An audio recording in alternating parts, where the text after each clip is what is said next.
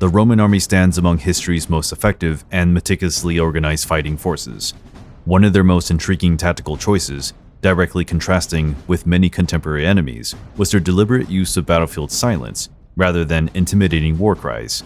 In this exploration, we'll examine how silence and disciplined communication proved essential to Roman military success, and how these approaches evolved throughout imperial history. When envisioning the Roman army, we picture an imposing force, hundreds of thousands of soldiers marching in perfect formation, confronting enemies with unshakable discipline. This discipline formed the cornerstone of Roman military strategy, enabling complex battlefield maneuvers and remarkable adaptability amid changing conditions. Perhaps their most distinctive characteristic was organizational excellence. Each soldier understood his precise role and followed commands without hesitation. Unlike many ancient contemporaries who employed war cries, battle chants, and martial music to intimidate opponents, Romans generally preferred operating controlled silence. This wasn't accidental, but represented deliberate strategic choice. Silence enabled legionaries to maintain absolute concentration and preserve clear communication channels. Rather than shouting orders across chaotic battlefields, Roman commanders utilized visual signals, particularly the Aquila Eagle Standard, the legion's most sacred symbol. This facilitated disciplined coordination, while preventing confusion during critical engagements, eliminating tactical vulnerabilities that disorganization might create. Beyond visual signals, specialized musical instruments play crucial communication roles. The tuba, straight bronze trumpet, and cornu, curved trumpet, produce distinctive sounds audible above battle chaos. These instruments generated specific audio signals, conveying commands to advance, retreat, or reconfigure formations without relying on potentially misinterpreted shouted orders, ensuring more reliable coordination between units. The famous testudo, turtle, formation exemplifies why silence proved tactically advantageous. This defensive configuration protected soldiers from incoming projectiles by arranging shields to cover all sides and overhead, creating nearly impenetrable protection. For this formation to succeed, soldier coordination required absolute precision. The slightest miscommunication could create fatal gaps in the shield wall, exposing troops to enemy fire. Silence during testudo execution ensured every soldier remained attentive to officers' signals without distraction. Both visual and auditory coordination maintained formation integrity and prevented potentially lethal disorganization.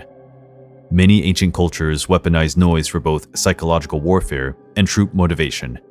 Greeks typically invoked deities before battle, their synchronized divine invocations creating intimidating war cries that bolster morale while unsettling opponents. The Gauls, renowned for their warrior ferocity, became infamous for their thunderous battlefield roars.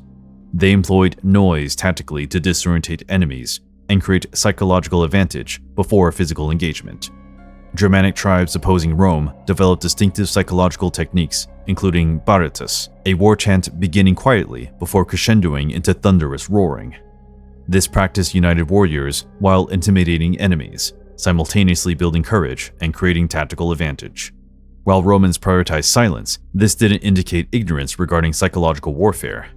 Their pragmatic approach incorporated enemy tactics when advantageous in specific scenarios.